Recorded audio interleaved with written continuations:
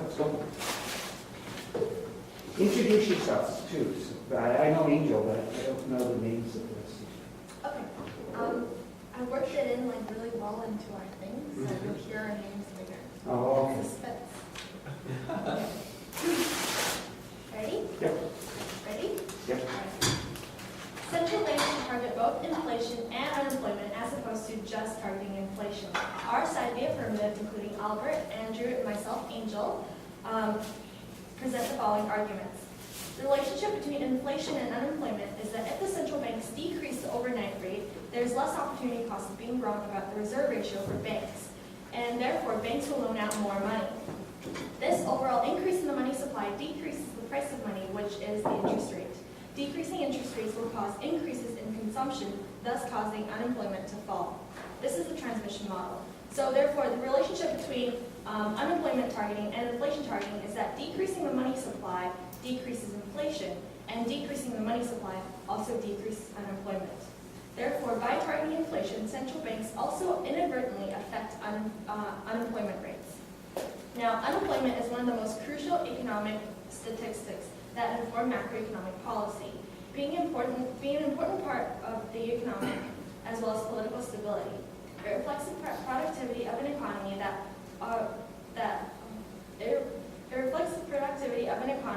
the opportunities available to its people, and crucially, the state's ability to collect revenues from its citizens.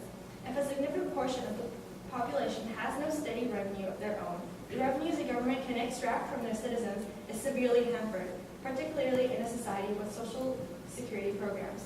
Okay, Angel, sorry for interrupting. So you're saying increasing the interest rate, Yeah. dropping money supply, increasing interest rate, cause inflationary pressures and also a drop in the unemployment. If you increase the Is that correct what I said? If you increase the interest rate, then the Is that correct what I said? well, Increasing the interest rate. Angel. Increasing the interest rate creates inflationary pressures and also a drop in the unemployment rate. Is that correct? Because you read it very quickly and it's early in the morning. Come on. So we want to make sure we've got your basic argument. I'm saying that. She said the other way. Yeah. She did, didn't she? I said No. She said the increasing the interest rate will cause cause more money supply Yeah. and drop in unemployment. because if you decrease the interest rate, then the interest rate is the price of money, right? Okay, so dropping the interest rate creates Increase inflationary pressures and decreases the unemployment. Is that what you're saying? Yeah. Okay. Yeah. Okay. In other words, easy monetary policy is inflationary and She's right on that. stimulates the economy. Yeah, and this is just drawing the relationship between Okay. inflation and unemployment. Got it? Okay, so, all right. So unemployment is one of the most crucial economic statistics that inform macroeconomic policy, being an important component of economic as well as political stability. It reflects the productivity of an economy, the opportunities available to its people, and crucially, the state's ability to collect revenues from its citizens. Now, if a significant portion of the population has no steady revenue of its own, the revenues that government can extract from its citizens is severely hampered, particularly if the society has social security programs. So this becomes relevant if not synonymous with the stability of the currency if one accepts the neo-chartalist approach to monetary theory. The theory generally referred to as the neo-chartalist suggests that the value of fiat money stems from the ability of a government to collect taxes from its citizens in the currency that it puts out, rather than from legal tender laws.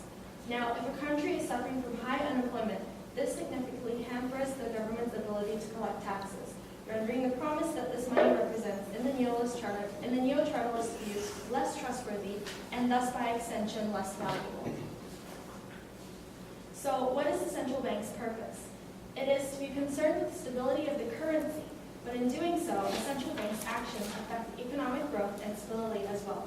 Therefore, if such an institution has a large effect on the well-being of the economy, they must be responsible for unemployment as well.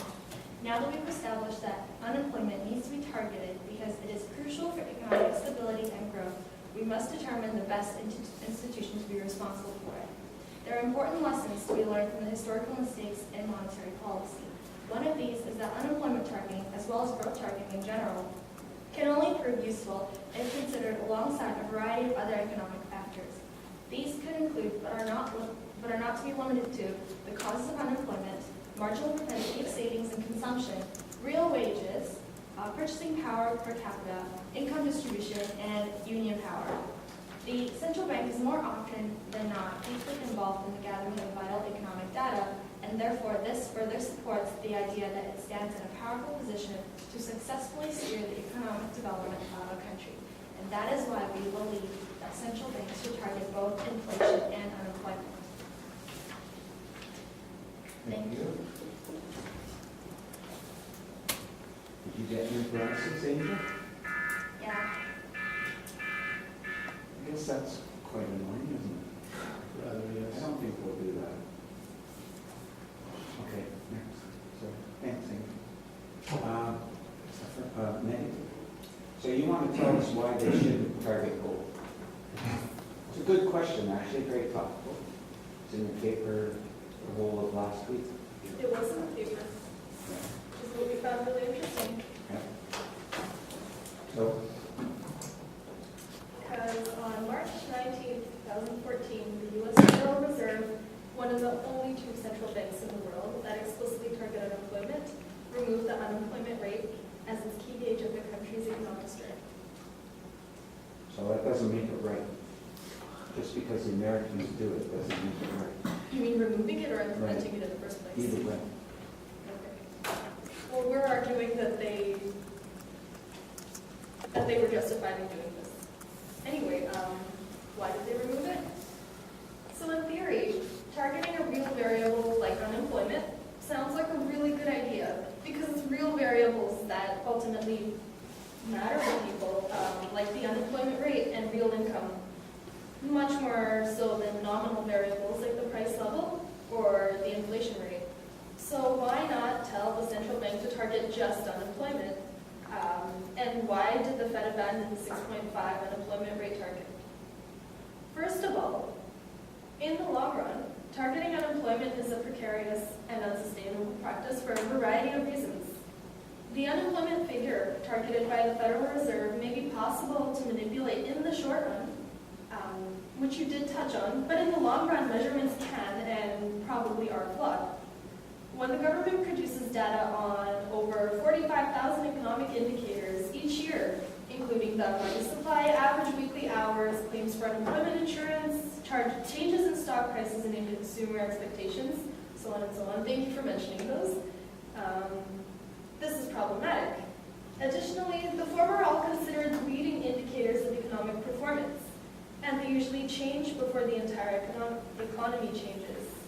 They predict short-term change, but can also be indicative of economic growth or decline in the long run. In contrast, the unemployment rate is a lagging indicator. This means that labor markets take time to adjust and reflect changes in the overall economy and should not be used as a main indicator in trying to predict future consumer spending. Furthermore, the labor force also changes over the course of a business cycle. Especially during severe recessions, some workers get discouraged about finding jobs and leave the labor force, which was one of the issues in the U.S. And one of the motivators to abandon unemployment targeting. The unemployment rate doesn't fall just because a whole lot of people have found new jobs. Like I said, in the U.S., the unemployment rate fell to 6.7%, just short of the target, 6.5. However, out of the approximately 247 million adults eligible to be part of the workforce, 91 million are not part of it. 91 million. Compare this to the 119 million that are. The unemployment rate does not account for those that want to work but have gotten discouraged. We must consider that. We should also consider the Phillips curve, downward sloping, which shows an inverse relationship between levels of inflation and unemployment and the trade-offs. inflation is compensated, for by an increase in unemployment and vice versa. In the short term, the curve is, as I mentioned, downward sloping, which in theory should make it easy for the central bank to find a balance between desired unemployment and acceptable inflation. The long run rate of unemployment, however, is theoretically a vertical line on a graph, although there's debate over this, often referred to as the natural rate of unemployment, which I'm sure you're all familiar with, and it is structural. So this means that policy has no effect on the permanent rate of unemployment, and an employment goal set too low or too high will lead to continuous inflation and deflation. You only get 3 minutes. You can't go on forever.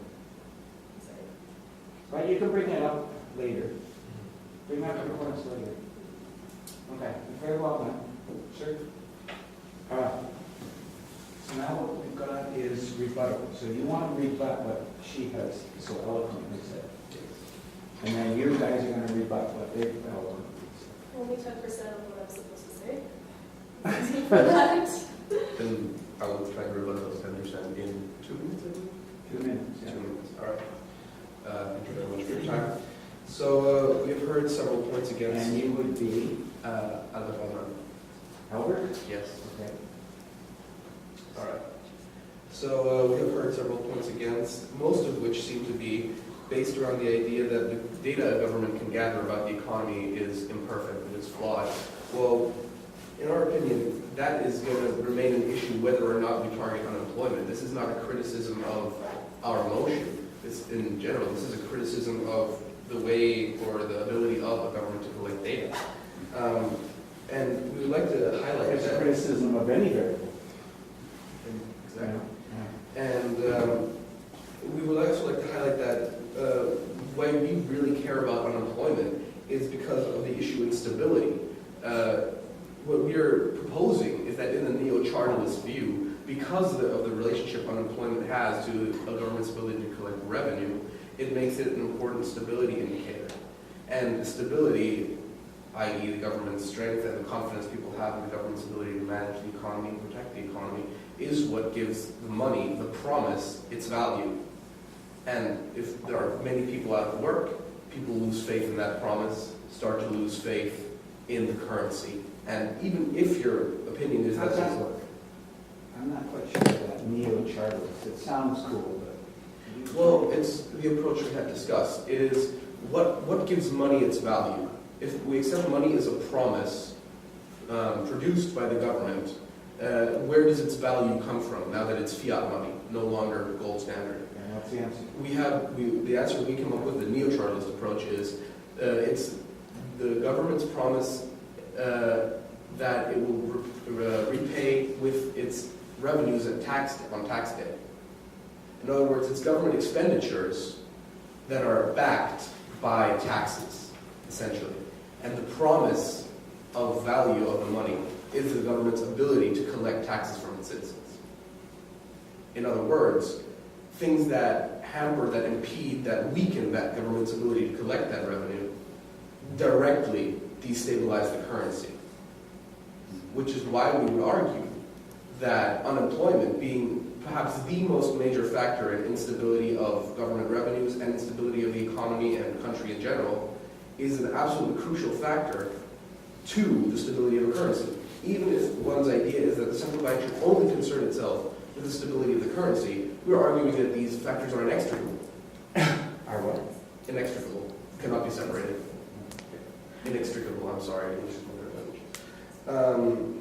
So that is our point. That's how we would rebut. Rebuttal? So we rebut the first set, huh? Yes, but well, either one's fine. You rebut their argument. So may I quickly bring up 2 points before... Sure, go ahead. But what I would like to say is that I agree with what you're saying, but there's 2 important caveats. First of all, there are, in fact, countless points of data that you can use to determine the health of the economy. And the central bank targeting only unemployment is like analogous to a doctor diagnosing a patient after taking only their blood pressure. It doesn't present a full picture.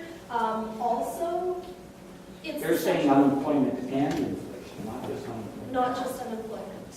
Unemployment is not the only. No, I understand, but you're presenting it as people's crucial. I think they should just stick to inflation. Sorry, we're running out of time, so I'd like to move on. And also, you're talking about the central bank targeting unemployment when actually the government is responsible for a lot of what determines the unemployment rate in the country. And I'm passing it over to you. Can I ask for a clarification? You are arguing only inflation. They're arguing inflation and unemployment.